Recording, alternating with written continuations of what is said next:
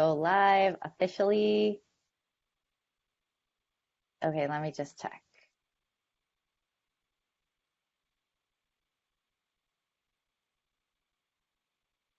Yay! I think we're live.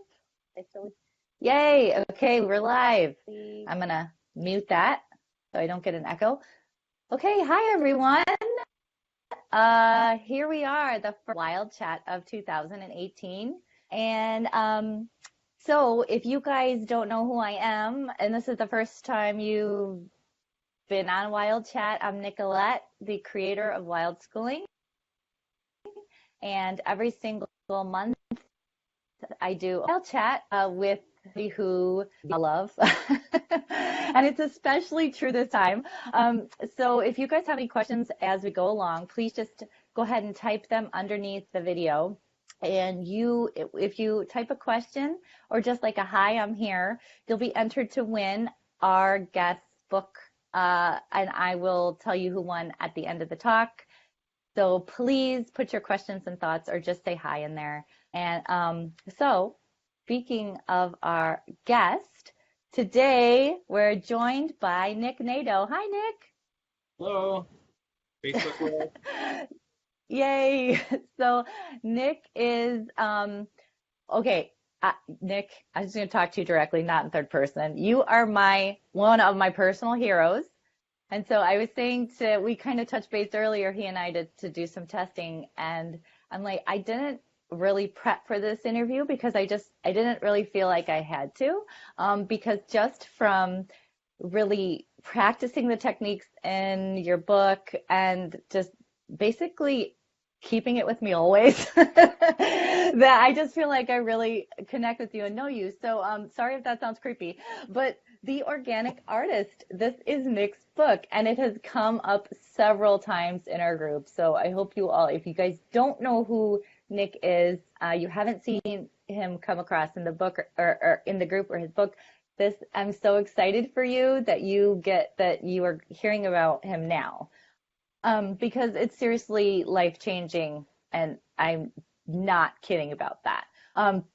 So Nick is here Nick is a nature-based artist, and an author of a book that I just showed you, and he is here to give us a little tour of his studio and share some of his just some thoughts about his process, his techniques, and at the end answer any questions that you might have. So everybody ready? I I'm excited, Nick, because you're seeing the non-caffeinated me. This is the first time I've been off coffee in 5 years. I mean, this is me off coffee, but I really feel like it's gonna help this interview. Okay, that's too much information. But I feel like this is gonna be great all the way around. So let's just dive right into it. I would love to, rather than me just like introducing you at length, I'd love to just hear from you. So tell me a little bit about your methods and how you even started working like this. Well, I think there could be several different versions to this answer, depending on how talkative I get or how far back I want to reach to answer. But by the way, you are seeing the caffeinated me. Um, so, Great. well, I've Bring identified it. I've identified as an artist as long as I can remember being conscious. As a kid, my favorite toys were pens and pencils and paint and paper, and I would spend countless hours drawing and doodling and making all sorts of creative messes, and really just exploring my world through my inner world, my imaginary world, as well as kind of my external world through the means of drawing and scribbling and depicting images. And, so that's part of the answer. I've always done those things, and at a pretty early age, found found the challenges of drawing and painting to be really rewarding and fulfilling and inspiring. You know, there was something, it sensed there was somewhere to go. There was something to reach for, something endless. You know, something to never quite arrive at, but to constantly be aspiring and reaching toward. Um, and that was actually an inspiring feeling. You know, it wasn't demoralizing or anything like that. It was something. It was more of an honor to feel like I was on this path, or part of some lineage. Um, and so, you know, the artist part has always been there for me. And another part of my life that has been a major guiding force, a guiding theme, is nature and the landscape, the outdoors, or whatever, you know, however people think of it.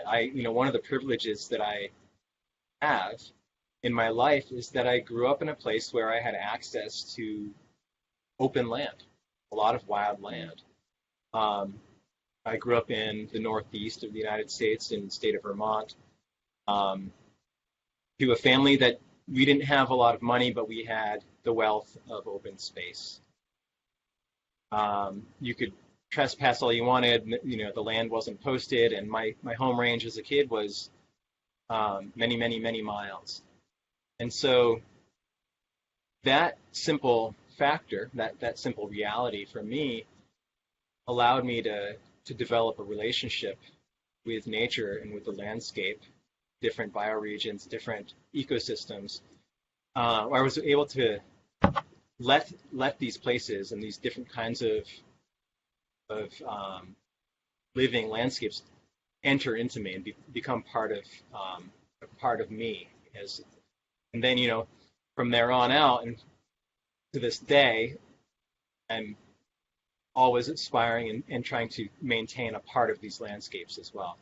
So um, a natural progression from that background for me was to study Stone Age living skills, wilderness survival skills, primitive technology. So at a young age, you know, in my late teens, I became a ravenous student. I had a huge appetite for learning the ways of our ancient ancestors, specifically through the lens of wilderness survival and self-reliance. At that point in my life, I was not interested in participating with society at all, and I wanted to learn the skills that would allow me to basically be a hermit. um, And here you and are on Facebook you Live. yeah, yeah, living the life of a hermit out on Facebook. So, um, needless to say, things have changed. My path has evolved a bit since the idealistic age of 16 years old, but but but not so much really. You know, one of the ways I count myself thankful and grateful is that these things that were so interesting to me as a young boy and young man have maintained their relevance, and they're still interesting and important, fun and challenging as an older man, an older young man. Um, Mhm. so I've built a career out of teaching people about primitive technology, wilderness skills, and about nature. And you can consider me an experimental archaeologist. I fit under that category as well. So um, maybe about 7 or 10 years ago, somewhere within the past 10 years, I couldn't stop ignoring this tension that I was experiencing pretty regularly between my love of fine art and my love of wilderness skills. And at that point, I didn't have a really graceful way of overlapping or combining those two elemental parts of myself. And the way it would usually go was that I would feel guilty for neglecting one and then focus my attention toward the other, and then feel guilty about neglecting the other, and then kind of swing back and forth like a pendulum, wishing that I had um, more time in my life to dedicate to each of them. And that kind of led me to what started out as a thought experiment, um, kind of a whimsical approach to the hypothetical wilderness survival situation, which went something like this. Oh no, I'm in a survival situation. I need to make a painting. I feel What like would you I just do? summed up life.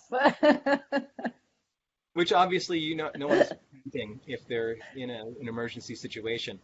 Um, Right. but what it led me to think about was how, first of all, there was a question. If I lived in the Stone Age, would I consider myself an artist in that context? And thinking about that a short period of time, I realized that of course I would, because otherwise I don't think I would feel healthy or emotionally sound. Um, so the next question was, well, what would it look like? What would my artwork look like if was I was born 20,000 years ago, or in the Stone Age sometime? And that became a very exciting experiment where it really helped me lighten up and add a little more levity and humor into my approach to wilderness skills, which was, it basically began the process of making all of my own art materials from scratch using as much Stone Age technology as possible.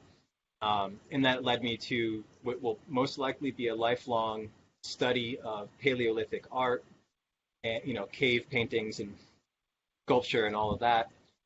And then bringing it back to the current moment, making the choice to do things the hard way with art. It's easy to go to the store and buy whatever color paint you want. I love that option, um, and it's um, and it's really amazing and fun to work with modern art materials. And I don't think I'll ever stop doing that. But um, what I discovered through simply just the process of, for example, making my own paint from stones and from plants and fungi is that it's a lot more fun. I have a lot more fun doing it that way because I feel like I'm more part of the landscape, or I'm a little bit more of a participant in my creative process. I don't have access to the endless Crayola box of colors. Um, the landscape is creating a limitation for me. I can only, depending on where I'm getting my colors or my paint from, that particular physical location, based on its geology and its ecology, is offering a specific palette of colors. And what at first seemed like a disadvantage has become much more interesting to me to work within certain limitations. Um, And you so can feel that that. Like when I look at your art, I can feel that. And it feels very contextual, which I think is a real problem right now in terms of education. And I always come back to context because I'm wild schooling, homeschooling my girls, and we do all kinds of art, but we do all kinds of, learning constantly. Like we're always learning. But the context, there's like no context for so many kids. And so like when I'm hearing you talk, when I look at your art, I really experience that context and that sense of home and that sense of being put back inside of the circle and being reconnected. And I think like you could define it as a constraint, but it's really a re-entering, and so that's what I love about your work is when I'm doing those processes, I'm entering back in, and it's so easy to get all those materials elsewhere, but there's no context when you're working with those. And I think it comes out in the artwork. Like the quality when my girls are working with things that we've made from your book is very different. Like I hesitate to use the word energy, but yeah, like there's something that is less integrated when we're using things that we haven't found and ground and made with our hands. There's a disconnect.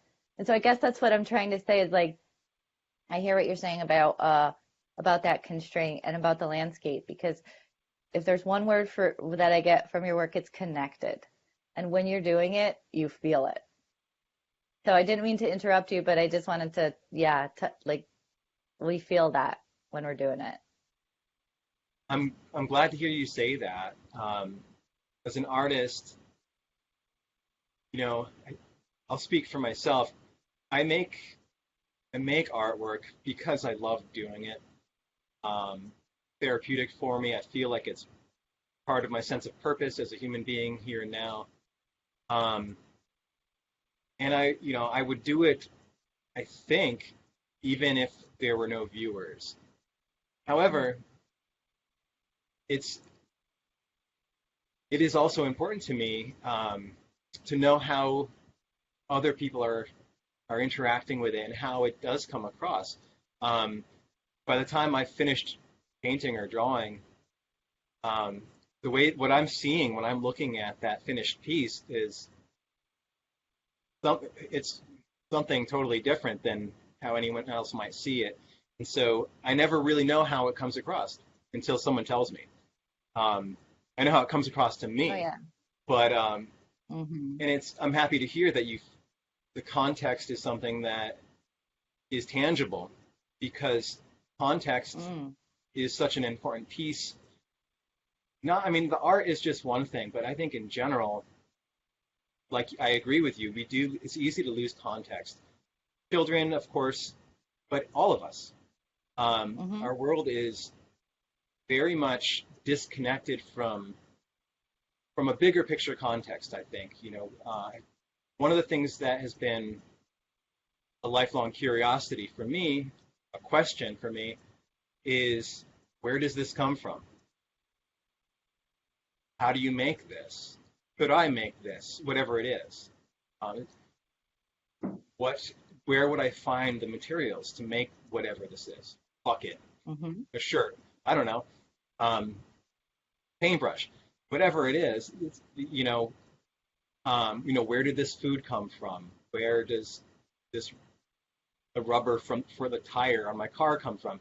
These are things that when we start looking and probing with that question, with that curiosity, what we end up arriving to is a bigger context, a bigger picture context that I believe is in a little bit of a short supply in the world right now.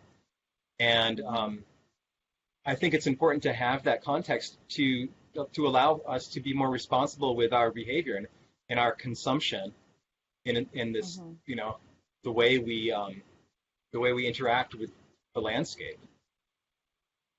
Yeah, and So we just automatically feel like closer to it when we have a relationship with it. Because, like, I'm so interested in the story piece of it. You know, the girls will make charcoal in the fire that we just made our dinner on, and the fire that we just told stories around. And then suddenly that artwork reflects not only, all the wood, that wood is from our property, and then it reflects all the stories that we told that moment. That experience is a part of what they did with that. So I mean like the story of the land and of the day is incredibly important for a child, and everybody. The storytelling piece of it is what I love about your work. Like, I'm in there, there's a story there, I can feel it. And yeah, there's a story with, like, sometimes we'll use nettle, and there's a story to that because that plant also helps us heal. So that's like integrated into the artwork, which is just mind blowing to me. I mean, you can't get that when you bust open, some grain from the store. So the story, the depth, it resonates, and I'm kind of obsessed with it, I think. Like, I can't get away from it. I feel like that's the way that I best I can explain it. So cool. Well, I would love for you to describe, for people who don't know, I'm just hearing about this for the first time, would you mind just like maybe showing us a few of your paintings and explain a few of your favorite techniques that you use. Sure. Yeah. I have some paintings here that I could show. Um, Ironically, I just hung a huge art exhibit 2 days ago. So most of my Mm. artwork that I'm really stoked about is hanging up at a gallery. Um, However, I do have some stuff. Um, I thought I would show an example of the kind of artwork that I was making before I started making my own art supplies from the landscape. And then I have a few pieces that I can show of that's more indicative of the kind of artwork that I'm making these days. That'd be great. I'm not sure how this is going to read, if the glass is going to have a glare to it, but I'll just hold it up. Oh yeah, we can see it. Well, and I see myself in your I can Okay. see myself in your artwork. Okay. There, yeah, I think we can get a sense of it. It'll give So us a good, yeah. Wow, that's gorgeous. now I will say that if you were to go on my website, nickneddo.com, there you can see pretty high res images of all of or a lot of work. But I'm going to just hold it right up close and see if you can get a detail.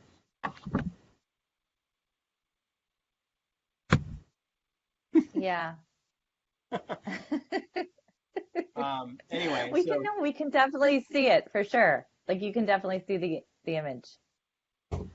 I'm gonna with put that, up your website in the comments, so if people wanna head over there right now and take a quick look, they can while you're talking. yeah. So if you do get onto the website, Okay. there's um there's different tabs, and one is kind of the kind of the work that I was making before I was making my own art materials from scratch, and then there's another tab that has the more wildcrafted stuff.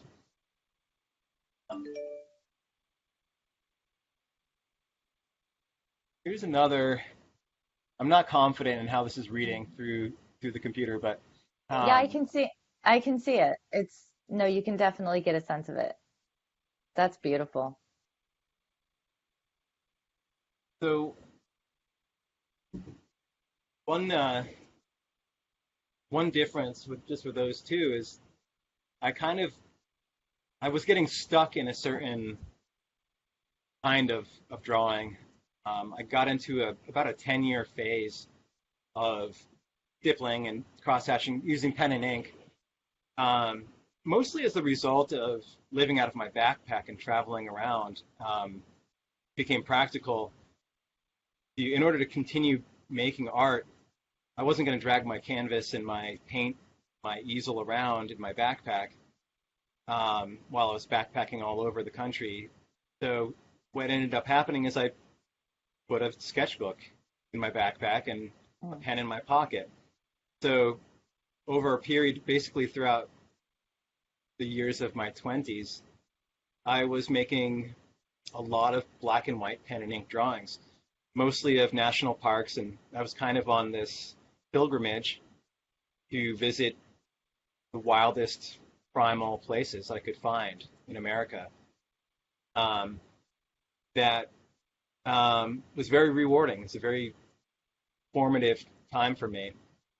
Um, and fast forwarding to this thought experiment that I referred to earlier when I started making my own art supplies from scratch, it really kind of it helped. It gave me permission to step away from just pen and ink drawings, and it really invited me back into watercolor again. Which I've always loved watercolor painting, um, and it invited me back into egg tempera painting and oil painting and printmaking and um, using crayons even, and just getting into really reapproaching the world of fine art from a caveman perspective, a modern caveman perspective.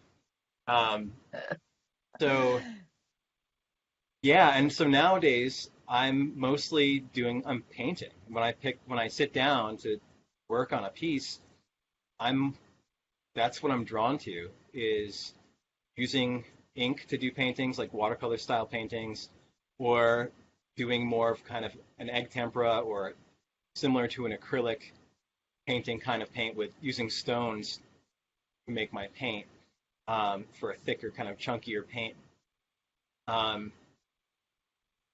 and yeah, I mean I thought it would be a side project, but as I've traveled deeper through that rabbit hole, I realized that the side project is really right in the center of the trajectory that I'm where I'm heading, and it's still fun. And if as long as it's fun and challenging and rewarding, then I'll keep going in that direction.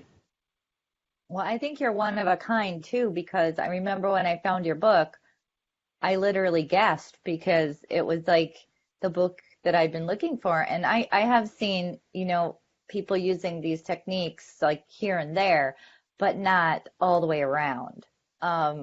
Not throughout the whole process. I mean, even the tools that you're using, you hand make. So that's amazing. And I think that's the whole thing is this artwork is slow at a time we really need to slow down.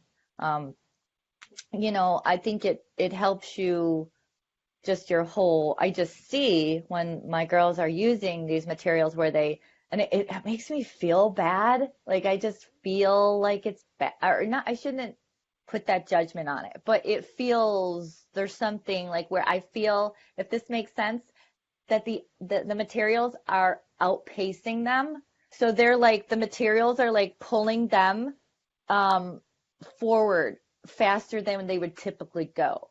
And so I love that that's not what's happening when we use your techniques and things. It slows us down. And like sometimes I can feel myself being slightly frustrated. And that's because I can see like I'm not aligned with it because I've been in that fast-paced, where there's unlimited supplies, you know, and we didn't have to make that whole thing. So yeah, I like this whole idea of that it is more the materials themselves are more in tune with our natural sort of human pace. Um, and it's going to make for different artwork and it's going to make for a different experience, but I think it takes a certain kind of recalibrating. So I think when people first start working with this, they're going to be like, oh my God, because it is seriously intense how different it is um, than anything I think that I've ever worked with before. Um, so yeah, that's just something I just wanted to throw out there. I don't know what you said that prompted me to go down that path, but I have a yeah, response to definitely the slowing down. so something that I wanted to say response to what you just said is it really kind of I wanted to speak to the spirit or the intent of my book, and which is really the same thing as the spirit and the intent of the work for me, working from scratch, using my hands, doing things the hard way, making my own art materials from the landscape. For me, what I'm trying to do for myself and what I'm trying to invite others to do through the book is to lighten up. Mm, To hear you say, oh, you get sometimes if you're not in alignment, you get frustrated. Well, that's okay. It's okay to yeah. experience things, a little bit of inconsistency or a little bit of mystery. And for me, learning how to learn is a really important thing that I think everybody needs to know how to do, which you can't really do if you don't know how to respond to the unknown, the mystery. And so the whole Oh journey yeah. of making Mm, art supplies from scratch for me, I didn't know anything about it. I have mm, the stubborn confidence that I can make things, and like I know how to fail really well. I know how to stand up after I fall down until I know something. I'll stand up as many times as I need to until I learn something. And so, what I'm, there's a relationship with curiosity and um, and tenacity. Pursuing something until you learn it. And really, thinking. I get into this part of my mind where I'm an explorer. I'm an investigator. I'm a scientist. I'm a you know, forensic investigator, and I want to learn how something works.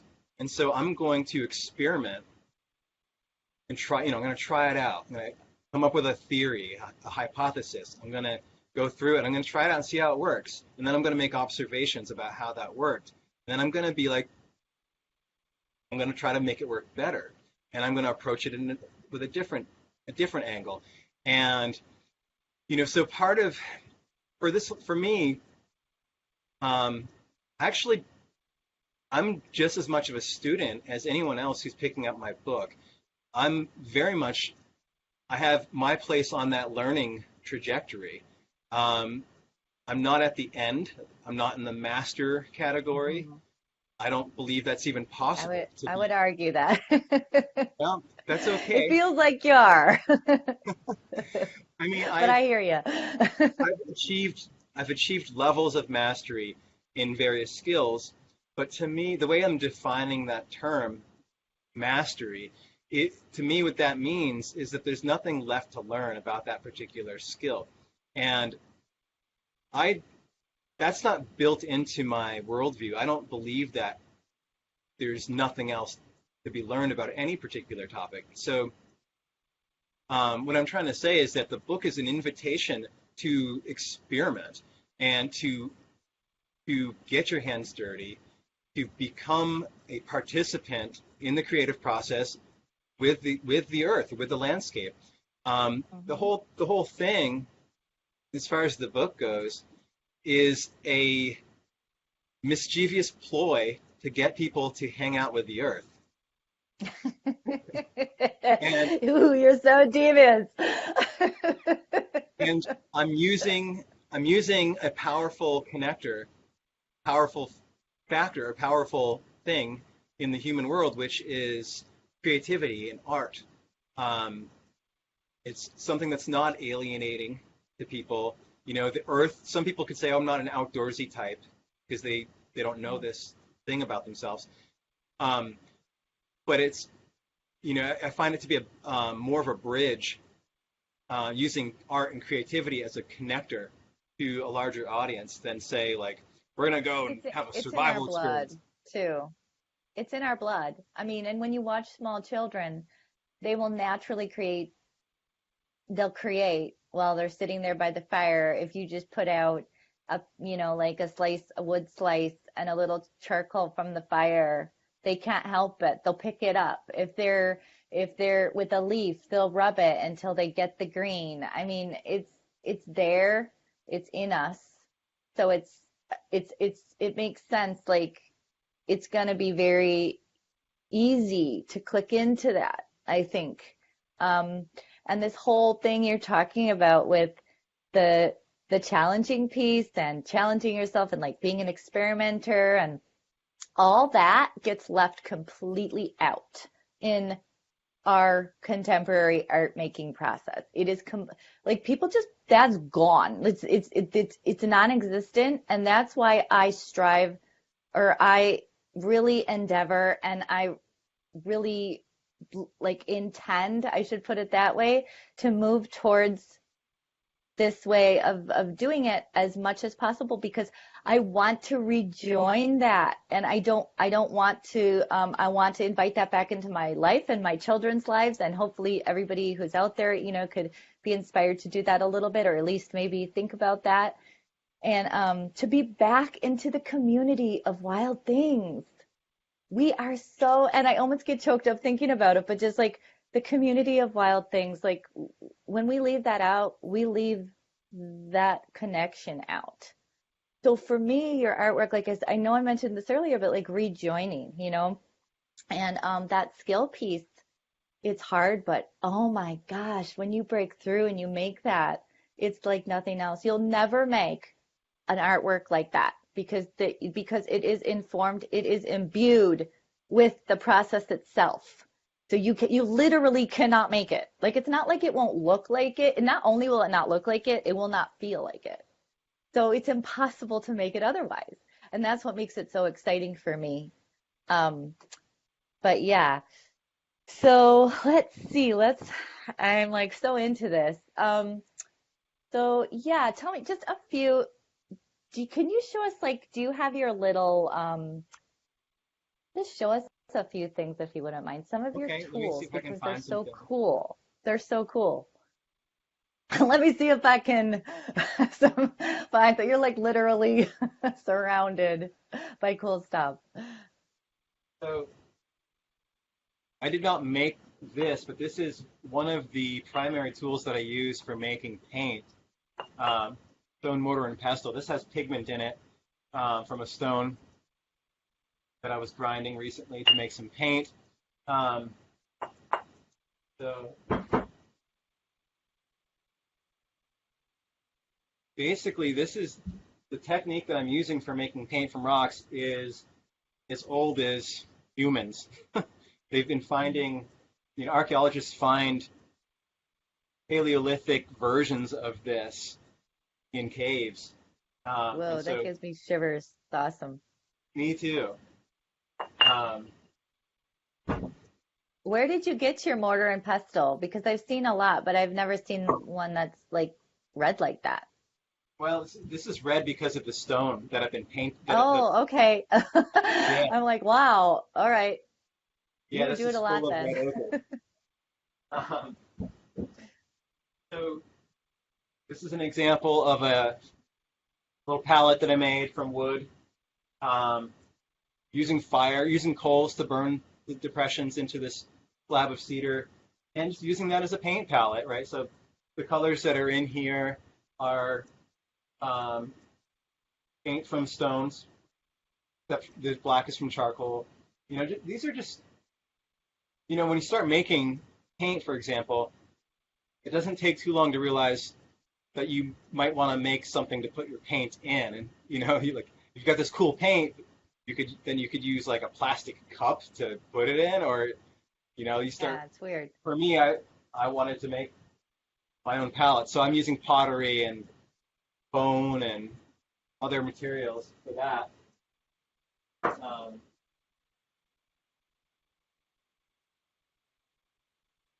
this is an old, decrepit basket that I still use that I keep my crayons in. Um, Now this is the the this is just one of my handmade crayons that I use Cool. beeswax and stone pigments and Japanese knotweed for my mold. Super fun to make with kids. Um, I don't tend to work with crayon that much, but when I was working on my book, I decided it would be important to have a chapter on how to make crayons.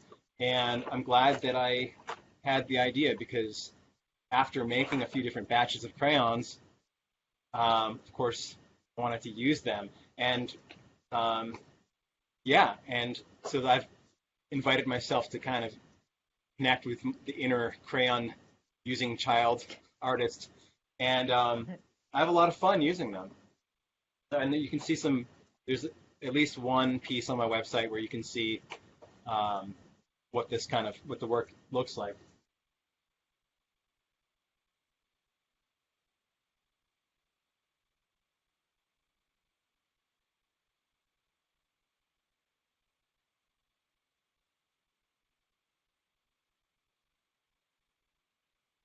And these are just a few of the pens that I've been making and using.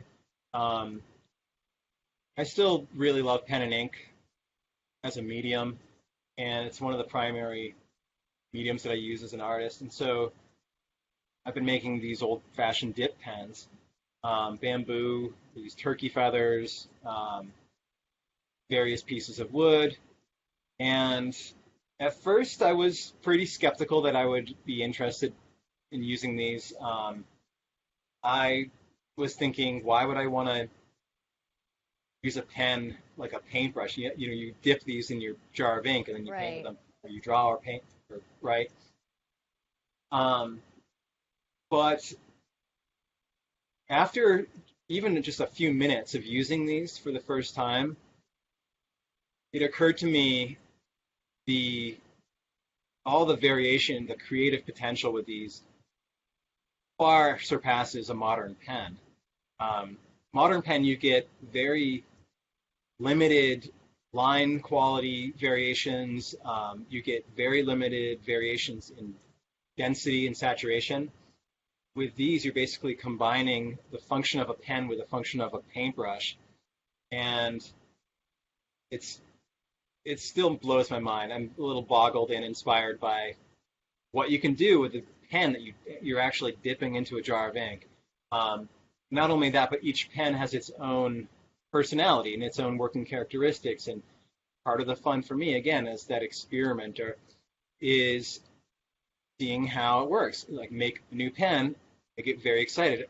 The first time I dip it into the ink, and that moment before it is has touched the paper, it's very exciting for me because I've it's the first time I see how this thing is going to behave. And Yeah. That so, surprise is really crucial to the creative process because like when you're working with art materials that you can constantly depend on and they're like carbon copies. They're exactly the same and they're just made by a machine or whatever. Um, that consistency kind of gets you into a state of like you begin to rely on that and you just completely forget about it. You're not interacting with that substance anymore because it's almost like dead in a way. yeah, That like consistency, it kind of hurts you.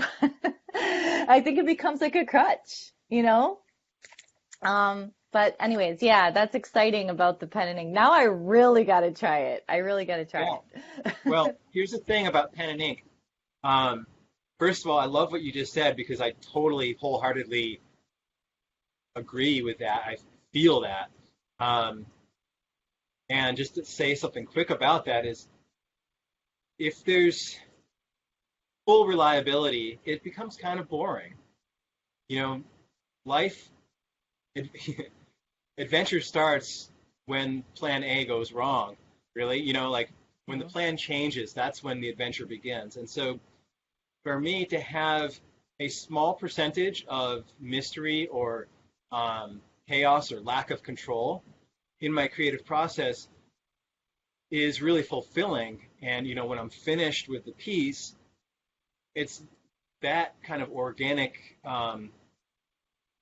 the unpredictable nature of whatever the medium is. Those are the pieces that I like the best, that I'm most satisfied with. They have more personality and they're, like you said, they're more alive than Yeah. piece that is, you know, more predictable. Um, Well, it's closer to the substance itself. It's closer to the plant. It's closer to the rock. You're closer to that story. You're closer to that aliveness. So the farther you get away from that, it's like the farther you're not having that like conversation, which is so cool because that's what so exciting to talk. Yeah, just sit around talking to my talking to my my materials, my rocks. But it's true. Like that's what I love about making my own medicines is because there's a conversation there because it's so close to the aliveness. It's there. Even plants ship through the mail. You still lose some of that conversation. So yeah, your stuff talks to me all the time. So okay, oh man, we have like 10 minutes left, but I just want to make sure that we get to this last question and get to everybody's questions. So I'm just going to tell you some of these comments because I know you can't see them. But Nick, I love your charcoal holders. I'm geeking out right now. Uh, Diana, gorgeous wood palette. And yeah, so this is kind of getting into the kids question. So let me get like ask this last question, and it kind of connects to what somebody's asking. But so, how would you like? What is some of your advice for helping kids sync up with this, and maybe a few projects that you think, like you mentioned the crayons, but would that be a good thing for that? That probably be, maybe they could be involved in making that. Might be a little bit harder for them to make it, but I think they'd be awesome for them to use it. So, yeah, just like what are some tips for encouraging our kids to be able to work in these ways? And That's a maybe some really easy important. projects are not easy, but what do you think is a good, like, inspirational thing that you've seen kids get excited about? Very good question. Um, there's a lot that I can say about this. The first thing I want to say is this advice is for adults because kids Mm. will find their way to all this stuff on their own if they are allowed to. If they are, if the surface area or the opportunities are provided for children to be children and to explore the world, explore the landscape, to get dirty, um, to draw in the paint and without shame. These things are really, really important. So I want to just talk about that for a second, and then I'll get into specifically wildcrafted stuff. But something happens. We all love painting and drawing, and then when we're at age 5 or so, something happens to a lot of us where suddenly we don't like doing it anymore. We attach that there's shame attached to it, or someone told us how you're not good at this, or that doesn't look good, or how can you make a living doing this? And for most Oh, people, yeah. it puts the fire out. It makes it so Mm. that something we universally loved and found joy in doesn't feel that way anymore. And so that comes from adults. That's something that adults teach kids, whether they mean to or not. That, in my mind, that's a serious disservice to a person's developing not just their ability to draw or paint, but to attach themselves to creativity, their creative potential in general. So one of the ways that I am grateful and fortunate is that my parents never told me I was wasting my time when I was doodling. They never told me that you can never make a living doing that or that I should be doing something else. So as parents, adults in kids' lives, I think it's really important that we pay attention to that and create a different kind of space around encouraging creative exploration in general. So with that said, like create the surface area, leave the drawing paper and the paint and leave the colored pencils, leave the crayons and the charcoal, leave it out, make it available. Those were the toys that I played with, and I'm glad I did. Now going back to how people can enter into the wildcrafting of art materials, um, crayons they're not that's not the place to enter because you're dealing with hot wax and it's dangerous to make them. They're fun to use. Charcoal is really fun um, because it involves all this fun alchemy. There's fire. Oh, yeah. There's Hmm. what kid doesn't like hanging around fire? You've got raw material. It's easy to process. You put it in the can. You make it. It comes out as Mm. charcoal. Um, and then you can immediately start using it and drawing with it, and it's visceral. You can get you can feel it. There's a texture to it, and it's primal. It's the earliest known pigment that humans have been using. There's a 38,000-year-old known human record of people using charcoal to draw with. um, that said, ink, making paint from stones is super fun. um, Getting, just first of all, it gives you the scavenger hunt. And what kid or adult for that matter doesn't like to go out and find cool rocks? So, making paint Hmm. from stones, you get to go out and do the hunting and gathering on the landscape. Um, Fun activity for parents, babysitters to do with kids, whoever. They do it on their own naturally. If, kids that grow up in rural places end up at some point learning that if you grind a rock onto another rock and spit in the dust, you can mix it up with your finger and make paint. Like you Hmm. don't have to do it that way. And if you'll see in my book that there's a lot of different ways to make paint, but paint is just so much fun for kids. Because then you get to find out what colors the landscape are offering you locally. And I'm just stones, not even looking at plants or fungi or anything like that, just going with rocks to begin with. You don't need to get a mortar and pestle, you don't need this to do that.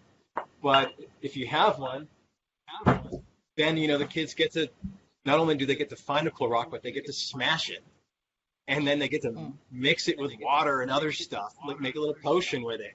And then once they stir it all together, if that's not enough fun as it is, they can paint with it. So Yeah, that's awesome. those are two really, right off the top of my head, really great ways to enter Hmm. into this world with young people, or any people. Then inks as well. You can make ink with a lot of different things. And I showed you, I don't know how clearly you're able to see the details of those pens that I put up in front of my computer camera, but you can simply sharpen a stick and dip that into Mm. a jar of ink and draw with it. It doesn't have to be um, you know, a fancy pen.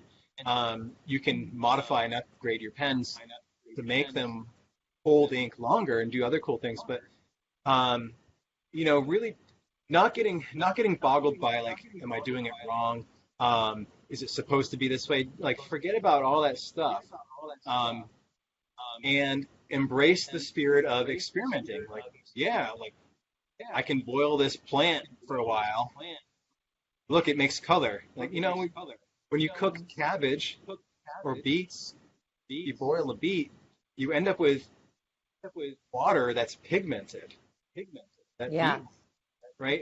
What happens Hmm. if you boil it down a little bit to thicken it up and then add something sticky? What if you add some honey in there? Dip a stick into that, and what happens when you apply that to a piece of paper? So that's really the whole idea of the rocket science that I'm bringing in my, Hmm. levels of mastery. I appreciated in the book though seeing the like it's almost like you saw the hot where you could go with it because I liked seeing the technique at its I know it's not at its height because I know you're going to keep going but I mean in terms of the book itself I appreciated that piece and also this idea of doing what you can as a parent and going out there and also that interaction you have with your child that what they're doing and I'm trying to practice this every day of radical acceptance of like myself and my children of exactly where you are right now that is exactly where you are supposed to be. I'm not saying like along your path or anything, but just as a person, you are exactly in this moment, exactly radically accepted as you are. And that includes your artwork because if you're constantly thinking about like that experiment is so valid. And it is art, and that is in and of itself. That is so it's so real and it's so valid. And I think that's what I love about what you just said. And parents, you can scaffold the kids' learning and you can do this over, you've worked on this for years, a lifetime. And just do what you can, just get started. We made the charcoal and that was awesome. We didn't even make it in the can because we just took what we had from the fire, and I'm like, start. I'm just gonna start. Enough of this. And we threw some mushrooms in a jar and put some water in it. And I'm just saying like we're not stopping there, but that like we just begin is a really good point. And I love the projects that you brought up because those seem really doable. Kids are already doing it. Like what kid doesn't already smash a stone? All you need to do is if they're not drawing, like make a little mark like yourself and that's all. You probably don't even need to do that. Like you said, just making it part of the culture and making it available and making really holding that space holding that space so the kids can have permission to do that. Yeah, I love because I can see in every single thing in here, I can see a way to just get started, just within it. Sharpening a stick, what a great way to introduce them to knife skills too. Right. Like I just sharpened my own creative tool. But that's incredible. Yeah. And I mean, the whole Yeah. idea is to empower people. I'm trying to, Hmm. take my place, on the planet. My sense of purpose involves helping to re-empower people, to re-skill, um, so that we know how to do things for ourselves. We know how to help our community. We know how to help our neighbors and our people when they're in need. We know how to make things. We know how to improvise when something's broken. And um, I've never regretted once the time and energy I've spent investing in learning a new skill, um, learning how to use a tool. These are all things that have all helped me feel more confident and more empowered. And um, they I look at tools as the human superpower, right? I mean, we don't when you kind of strip it all down, we're naked monkeys, but we're naked monkeys that know how to make tools. And when we can use And tools, art, yeah. right? I mean, and Yeah. those offer us abilities. They offer us possibilities. And the way that I structured the book is each chapter starts out with the very, very basic, the rudimentary, primal, simple approach to the topic, and then as you get through the chapter, at the other end of it, on the other end of the spectrum, is the more fancy, complicated, more refined approach. And so the idea was that people could enter wherever they wanted and just get going. Well, oh yeah, no, it's there. I like it. Like you get the whole, there's a lot. There's a lot in the book. Because that's what I love about it. It's like you give us a beginning point and you give us a way to keep going. Um, so thank you for that. And let me peek over at these questions again. We might not get to all these guys because of the time, but Nick, how would you feel about jumping back in the group and or I can translate them to you and kind of taking a look at these questions later because I feel like we're gonna kind of keep getting them. Yeah, Um, that's fine. so okay, that sounds great. So let's take a couple of these. So nature paint. Are there certain plants you would recommend harvesting or even planting with our kids and using for painting? Or do you primarily use well, you use everything. So, what are your favorite? Yeah, like what are your favorite plants or even berries or substances to work with? That's a good question. When you start getting into the world of plants, you get into, oddly enough, making paint from plants is more complicated than making paint from stones. Uh, Um, yeah. it can be, at least, because the pigment fades over time with plants. Plants decompose, and the pigments that plants hold also decompose. And when they do, they fade. The colors fade. And so to keep that from happening, you add a mordant, which is you get into more. It's more you get into more chemistry there. Hmm. So but to keep it simple, just think about fruit and berries. Hmm. Um, berries are fun for people of all ages. Um, they're delicious. Um, they're fun to smash and smush. Um, and if you're just trying to play it safe, stick with edible berries, right? Because Yeah. there's berries like pokeweed, which makes a really beautiful ink, but they're toxic to ingest, and so you have to be careful Yeah. not to get them in Hmm. your mouth or to absorb too much poke ink into your skin. So not the first pick with kids, but things like blueberries or raspberries.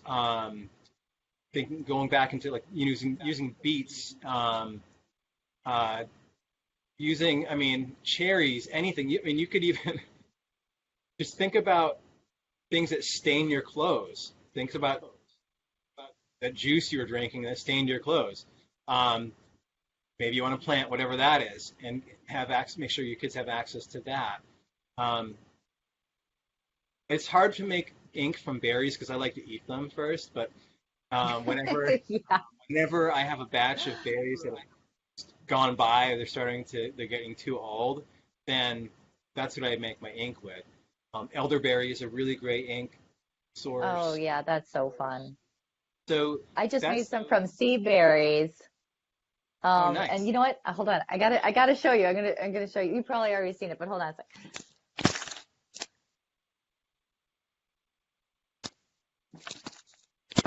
Okay, it's really watery, but here it is. It held its orange really nice. Nice. Yeah, it is really vibrant, and this is kind of old. Right. So you're getting your antioxidants while you're making. It's cool. Well, I love that idea of starting with berries, and yeah, I think that's a great tip. And what's like in your refrigerator if you can't plant it, and beets just something that you are familiar with every day. I think that's good to not overcomplicate it in the beginning because it'll be a barrier to entry because I know because I've been there. And So as far as that's plants, great. go, um, you really start getting into the huge world of natural dyeing when you are looking at Mm. pigments from plants. And there are a lot of really great resources out there about natural dyeing, and that's what I would recommend to your person who had that question, to start poking around and looking at natural dyeing resources. Okay, yeah, that's great advice. I'll put a couple books up that I like in that realm. All right. Well, okay, we're a little bit over time, but I still want to ask you, so what's next for you? Yeah, what are you focusing on right now? Are you planning on another book or are you just yeah, I mean, I know you're always educating, but yeah, what is on the horizon? No pressure. Um, If you're just going with the flow, that's cool too. well, there's always a bit of that. There's always a bit of going with the flow. Um, Yeah. yeah. So the next, I just hung a big art exhibit, so I have an opening tomorrow night for that. So that's immediately So much upcoming. work. In general, I've been, and yes, I am working on another book. Um, Yay! I didn't want to ask you because I didn't want to put pressure, but I'm very happy that you are. yeah, that's and That's it's nice. awesome. I'm doing it. I learned a lot from the process of working through the first book, Hmm. and so what I'm trying to do differently this time is have most of the book done before I have a contract signed and before I have deadlines. Yeah, that's a Um, good, yeah, that'll so help you from more on that going, later. from the stress. Um, but Yeah, well, great, great. yeah, then there's travel. There's travel plans, and I've been invited to do some pretty exciting things overseas, making art collaboratively and being part of really fun land art projects, and really getting having good excuses to play around and do sculptural installations and kind of take the 3D approach to a lot of my wildcrafted art.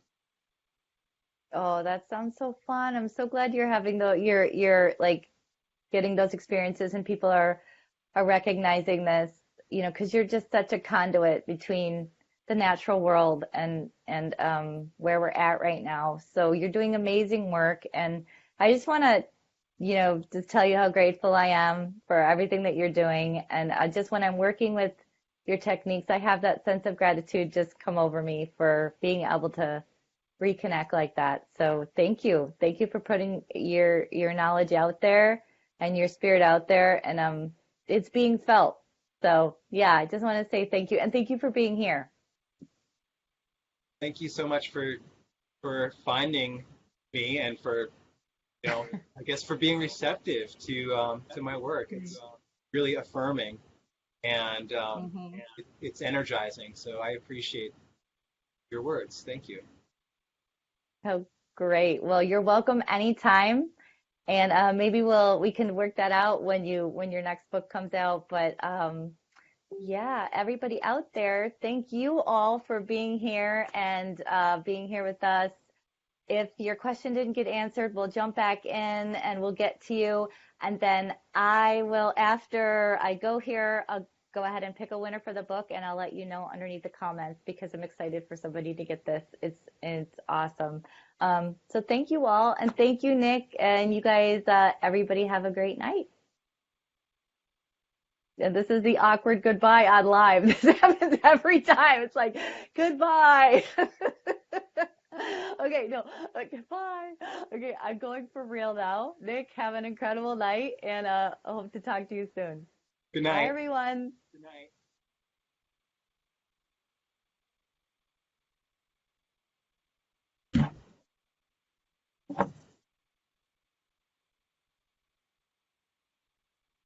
Oh. Yeah.